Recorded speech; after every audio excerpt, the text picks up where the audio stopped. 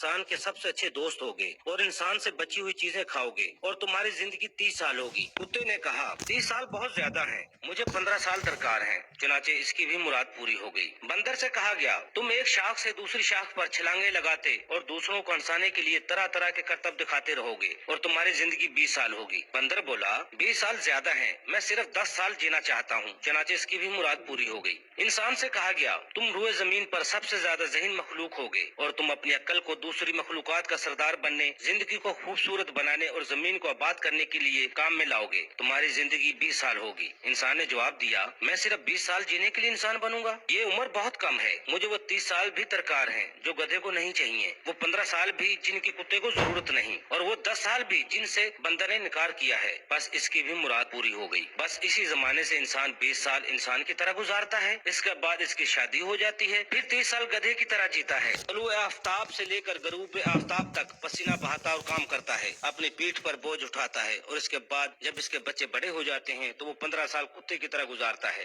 घर की हिफाजत करता है, दरवाजे, खिड़कियां और बिजली के बल्ब वगैरह बंद करता रहता है और बच्चों का बचा हुआ खाना भी खाता रहता है। इसके बाद जब वो बूढ़ा और रिटायर हो जाता है तो 10 साल बंदर की तरह गुजारता है, एक घर से दूसरे घर और एक बेटे के पास से दूसरे बेटे और एक बेटी के पास से दूसरे बेटे के यहाँ जाता रहता है और अपने पोते पोतियों को हंसाने के लिए अजीब व गरीब करतब दिखाता और कहानियां सुनाता रहता है। Afzal Ayyubi, DMH news, Lahore.